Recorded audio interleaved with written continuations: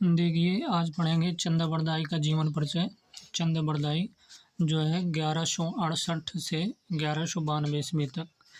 चंदा बरदाई का समय क्या है? 1168 से 1192 ईस्वी। ये चंदा बरदाई हैं, पिक देख लीजिए। पहला है कि चंदा बरदाई का जन्म जो है सन 1168 में लाहौर में हुआ था। चंदा बरदाई का जन्म कहाँ हुआ था? सन 1168 में लाहौर में हुआ था। चंद बरदाई जो है पृथ्वीराज राज चौहान के मित्र एवं दरबारी कवि थे। चंद बरदाई का मूल नाम क्या था? बलिद्द, और दूसरा नाम पृथ्वी भट्ट था। तो पहला क्या है कि चंद बरदाई का जन्म कब हुआ था? तो सन 1168 में लाहौर में हुआ था चंद बरदाई का जन्म। चंद बरदाई जो है पृथ्वीराज चौहान के मित्र एवं क्या थे? दरबारी कवि थे। चंद बरदाई का मूल नाम क्या था? बलिद्द, और दूसरा नाम क्या था? पृथ्वी भट्ट था। दूसरा है कि चंद बरदाई का काव्य क्या है? पृथ्वीराज रासो साहित्य का प्रसिद्ध वीर रस का काव्य है। चंद बरदाई का काव्य क्या है? पृथ्वीराज रासो साहित्य का प्रसिद्ध जो है वीर रस का काव्य है। और तीसरा नंबर है कि हजारी प्रसाद द्विवेदी के अनुसार पृथ्वीराज रासो की रचना जो है सुकी संवाद के रूप में हुई। सुकी संवाद में के रूप में हुई हजारी प्रसाद द्विवेदी के अनुसार पृथ्वीराज रासो की रचना। चौथा नंबर है कि आचार्य शुक्ल ने चंद बरदाई को हिंदी का प्रथम महाकवि और उनके काव्य जो है पृथ्वीराज रासो को हिंदी का जो है प्रथम महाकाव्य माना। किसने? आचार्य शुक्ल ने चंद बरदाई को हिंदी का प्रथम महाकवि और उनके काव्य जो है पृथ्वीराज रासो को हिंदी का जो है क्या माना? प्रथम महाकाव्य माना है। अगला क्वेश्चन 5वां है कि पृथ्वीराज रासो में कुल 69 समयों, सर्ग और 68 छंदों का प्रयोग हुआ। पृथ्वीराज रासो में कुल कितने? 69 समयों, सर्ग और 68 छंदों का प्रयोग हुआ। 6वां नंबर है कि पृथ्वीराज रासो में अधिकतर जो है 56 छंद का प्रयोग हुआ है। पृथ्वीराज रासो में क्या है? अधिकतर कौन से छंद का प्रयोग हुआ? तो हमने बताया पृथ्वीराज रासो में अधिकतर जो है 56 छंद का प्रयोग हुआ, इसलिए चंद बरदाई को 56 का राजा कहा जाता है। चंद बरदाई को क्या कहा जाता है? इसीलिए चंद बरदाई को जो है 56 का राजा कहा जाता है।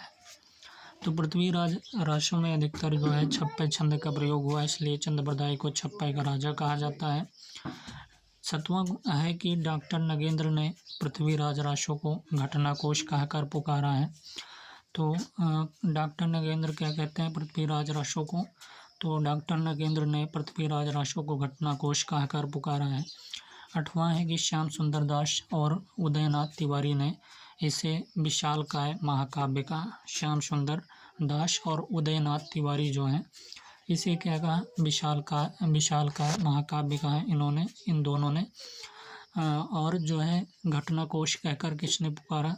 तो हमने बताया डॉक्टर नगेंद्र ने पृथ्वीराज रासो को घटनाकोश कहकर पुकारा है, और श्याम सुंदर दास और उदयनाथ तिवारी ने इसे विशालकाय महाकाव्य कहा है।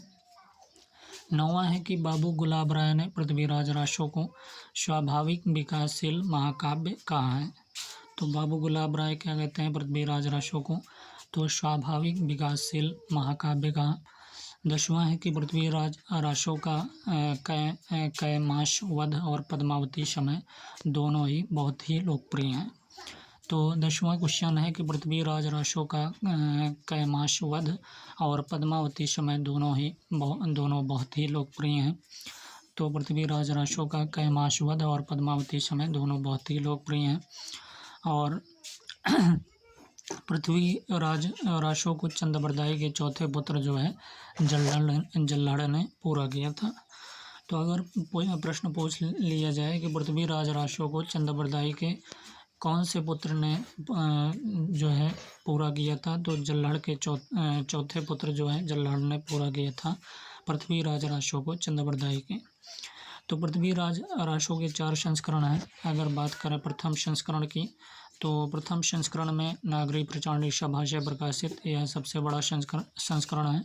इसमें लगभग कितने 16,306 छंद हैं।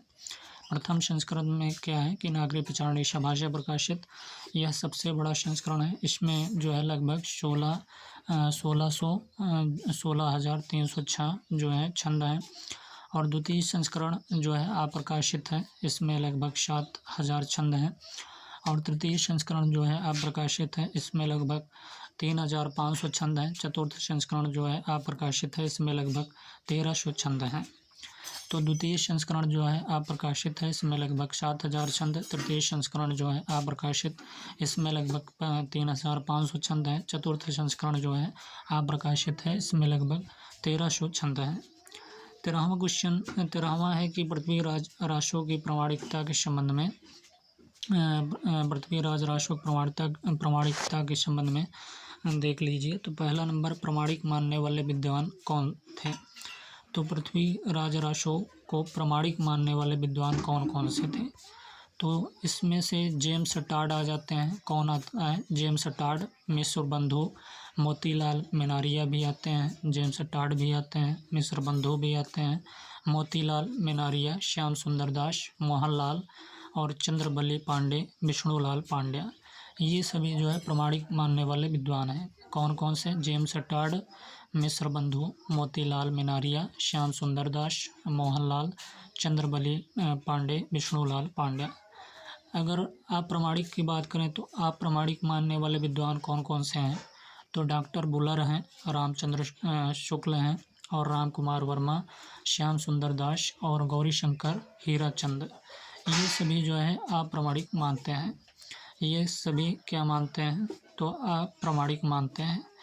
कविमाला दोषो, कविमाला सरसा, कैलाश भड़ाड़ा, तो ओझा देवी प्रसाद, ये सभी क्या मानते हैं? अप्रामाणिक मानने वाले विद्वान हैं। कौन कौन से? डॉक्टर बुलर, रामचंद्र शुक्ल, राम कुमार वर्मा और श्यामल दास, गौरीशंकर हीराचंद, ओझा देवी प्रसाद। अर्ध प्रमाणिक मानने वाले विद्वान की बात करें तो अर्ध प्रमाणिक मानने वाले हजारी प्रसाद द्विवेदी हैं, सुनीति कुमार चटर्जी हैं, मुनि जिन विजय हैं, ये सभी जो हैं अप्रामाणिक मानने वाले जो हैं नहीं अर्ध प्रमाणिक मानने वाले विद्वान हैं। कौन कौन?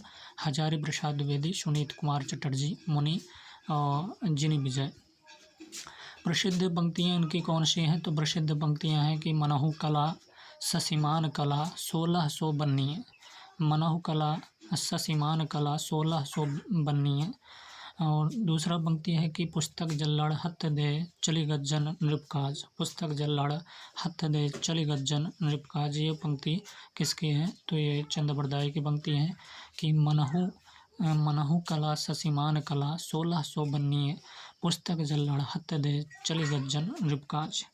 क्या आप जानते हैं कि मध्यकाल में प्रचलित अरबी फारसी शब्दों से मिश्रित खड़ी बोली कविता को रेख्ता कहते हैं? और मध्यकाल में जो है दक्कन के मुसलमानों द्वारा फारसी लिपि में लिखी जाने वाली भाषा को दक्कनी हिंदी कहते हैं। हिंदी में गद्य रचना परंपरा शुरू करने का श्रेय जो है दक्कन के रचनाकारों को है। दक्कनी हिंदी जो है दक्कनी हिंदी को उत्तर भारत में जो है लाने के श्रेय प्रसिद्ध शायर वल्ली जो है 1688 से 1741 ईस्वी को है। यह सबसे पहले मोहम्मद शाह रंगीले के दरबार में आया। कौन? शायर वल्ली। तो चंद्रबरदाई का पहला था कि चंद्रबरदाई का जन्म जो है सन 1168 ईस्वी में लाहौर में हुआ था। चंद्रबरदाई जो है पृथ्वीराज चौहान के मित्र एवं दरबारी कवि थे। चंद्रबरदाई का मूल नाम हमने बताया बलिद और दूसरा नाम पृथ्वी भट्ट था। तो चंद्रबरदाई का जन्म जो है 1168 में लाहौर में हुआ था। चंद्रबरदाई पृथ्वीराज चौहान के मित्र एवं दरबारी कवि थे। चंद्रबरदाई का मूल नाम बलिद और दूसरा नाम पृथ्वी भट्ट था। दूसरा नंबर हमने बताया कि चंद्रबरदाई का काव्य जो है पृथ्वीराज राशो साहित्य का प्रसिद्ध वीर रस का काव्य है। चंद्रबरदाई का काव्य क्या है? पृथ्वीराज राशो साहित्य का प्रसिद्ध वीर रस का काव्य है। तीसरा हमने बताया कि हजारी प्रसाद द्विवेदी के अनुसार जो है पृथ्वीराज राशों की रचना जो है सुख और सुखी संवाद के रूप में हुई है। हजारी प्रसाद द्विवेदी के अनुसार क्या कहा गया कि पृथ्वीराज राशों की रचना जो है सुख सुखी संवाद के रूप में हुई है। चौथा हमने बताया कि आचार्य शुक्ल ने चंद्रबरदाई को हिंदी का प्रथम महाकवि और उनके काव्य जो है पृथ्वीराज राशों को हिंदी का जो है क्या माना? महाकाव्य माना है। किसने? आचार्य शुक्ल ने चंद्रबरदाई को हिंदी का प्रथम महाकवि और उनके काव्य पृथ्वीराज राशों को हिंदी का प्रथम महाकाव्य माना है।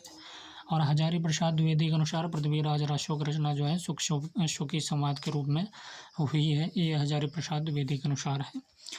पाँचवा क्वेश्चन है कि पृथ्वीराज रासो में कुल कितने समयों सर्ग हैं। तो पृथ्वीराज रासो में कुल 69 समयों या सर्ग हैं और 68 छंदों का प्रयोग हुआ।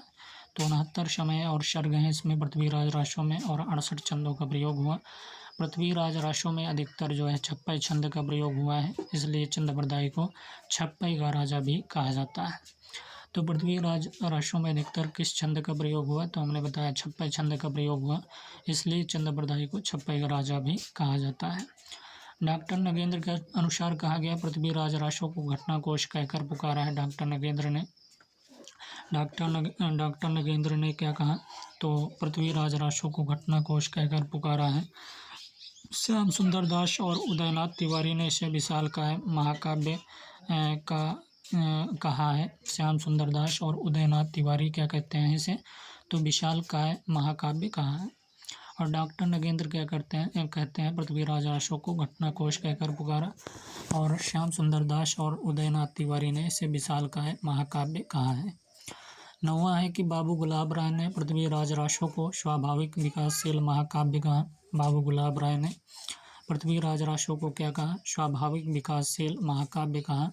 और विशालकाय महाकाव्य किन दोनों ने कहा, तो श्याम सुंदर दास ने और उदयनाथ तिवारी ने। घटना कोश पृथ्वीराज रासो को किसने कहा, तो यह भी यह डॉक्टर नगेंद्र हैं। और स्वाभाविक विकासशील महाकाव्य किसने कहा, तो पृथ्वीराज रासो को, तो ये बाबू गुलाब राय हैं। 10वां है कि पृथ्वीराज रासो का कैमाशवध और पद्मावती समय दोनों बहुत ही लोकप्रिय हैं। पृथ्वीराज रासो का कैमाशवध और पद्मावती समय दोनों बहुत ही लोकप्रिय हैं। 11वां है कि पृथ्वीराज रासो को चंद्रप्रदायी के चौथे पुत्र जो है जल्लाढ़ ने पूरा किया था। तो पृथ्वीराज रासो को चंद्रप्रदायी के चौथे पुत्र किसने पूरा किया, जल्लाढ़ ने पूरा किया था। 12वां है कि पृथ्वीराज रासो के 4 संस्करण हैं। प्रथम संस्करण में नागरी प्रचारणी सभा से प्रकाशित, यह सबसे बड़ा संस्करण है। इसमें लगभग जो है 16,306 छंद हैं। 16,306 छंद हैं ये, और यह सबसे बड़ा क्या है, संस्करण है। और नागरी प्रचारणी सभा में प्रकाशित प्रथम संस्करण। द्वितीय संस्करण क्या है, अप्रकाशित है, और इसमें लगभग 7,000 छंद हैं द्वितीय संस्करण में। और तृतीय संस्करण भी अप्रकाशित है, इसमें लगभग 3500 छंद हैं। और चतुर्थ संस्करण जो है अप्रकाशित है, इसमें लगभग 1300 छंद हैं।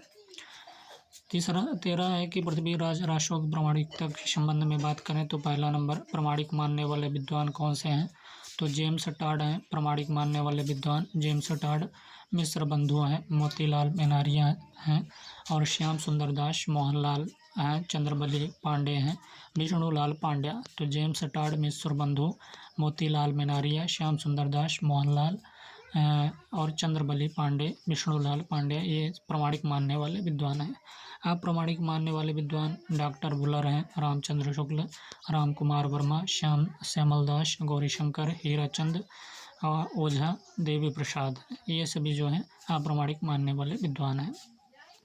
अर्ध प्रामाणिक मानने वाले विद्वान तो हजारी प्रसाद द्विवेदी, सुनीत कुमार चटर्जी, मुनि जिन विजय, ये जो है अर्ध प्रामाणिक मानते हैं। हजारी प्रसाद द्विवेदी, सुनीत कुमार चटर्जी, मुनि जिन विजय। और प्रसिद्ध पंक्तियाँ चंद्रप्रदायी की बात करें तो मनहु कला ससीमान कला 1600 बन्नी, मनहु कला ससीमान कला 1600 बन्नी। तो प्रसिद्ध पंक्तियाँ ये मनहु कला ससीमान कला 1600 बन्नी। और पुस्तक जल्लाढ़ हथ दे चली गज्जन नृपकाल, दूसरा पंक्ति है कि पुस्तक जल्लाढ़ हथ दे चली गज्जन नृपकाल, ये चंद्रप्रदायी की पंक्ति है। मनहु कला ससीमान कला 1600 बन्नी। क्या आप जानते हैं कि मध्यकाल में प्रचलित जो अरबी फारसी शब्दों से मिश्रित खड़ी बोली कविता को रेखता कहते हैं, और मध्यकाल में दक्कन के मुसलमानों द्वारा फारसी लिपि में लिखी जाने वाली भाषा को दक्कनी हिंदी कहते हैं। हिंदी में गद्य रचना परंपरा शुरू करने का श्रेय जो है दक्कन के रचनाकारों को है। दक्कनी हिंदी को उत्तर भारत में जो है लाने का श्रेय जो है प्रसिद्ध शायर वल्ली 1688-1741 ईस्वी को है। वह सबसे पहले मोहम्मद शाह रंगीले के दरबार में आया। कौन? वल्ली। तो दक्कनी हिंदी को उत्तर भारत में लाने का श्रेय प्रसिद्ध शायर जो है शायर वल्ली और 1688-1741 ईस्वी को है। वह सबसे पहले मोहम्मद शाह रंगीले के दरबार में आया।